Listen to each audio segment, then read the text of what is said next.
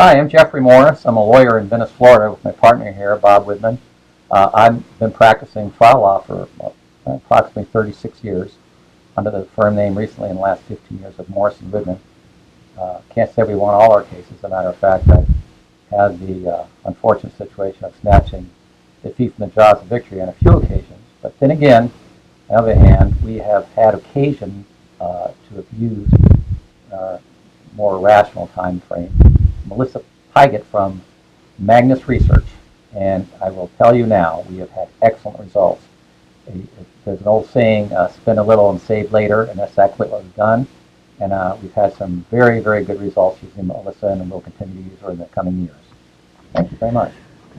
A couple of examples of when we've used Magnus that you may not often think about is we've had cases that because of the work that Magnus has done, we have learned about weaknesses in our case that we really didn't think were quite as strong of a weakness as we evaluated the case. And once we became aware that we had the weakness that we learned through the help of Magnus, we reevaluated our trial strategy, and in some cases settled the cases, in some cases changed how we tried the case, and I think that was very helpful.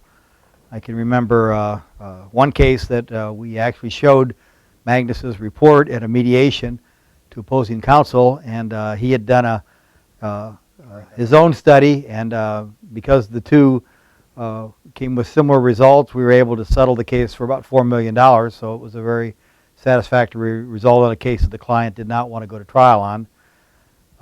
We've had other cases where we learned about things we never would have thought about.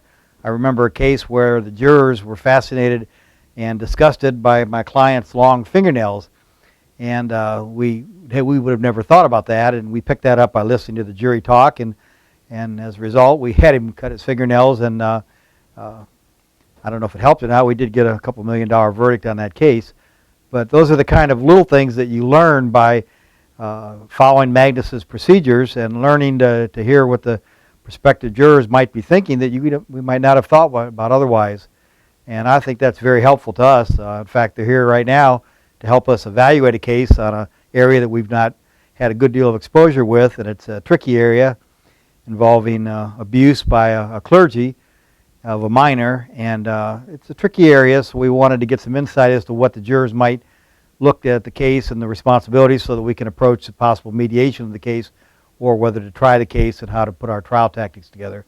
So there are a lot of things we learn through Magnus, not just help, and we have used them to help pick jurors. We've used them to help evaluate the strengths and weaknesses of our case. I remember one case where Dr. Pygott told me if there was one particular fact that came out, it would kill our case. And I later learned through discovery that that fact existed. I called Dr. Pygott, we reviewed her report, and with her help, we decided to settle the case because that fact was such a strong fact against us.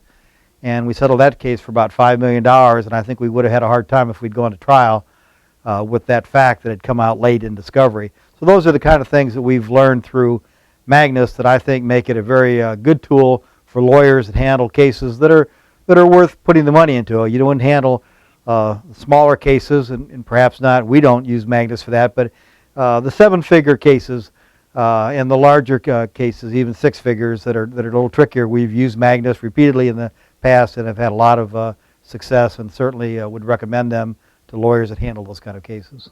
So we're going to use her in the future, right? We're using her tomorrow. Good. Thank you.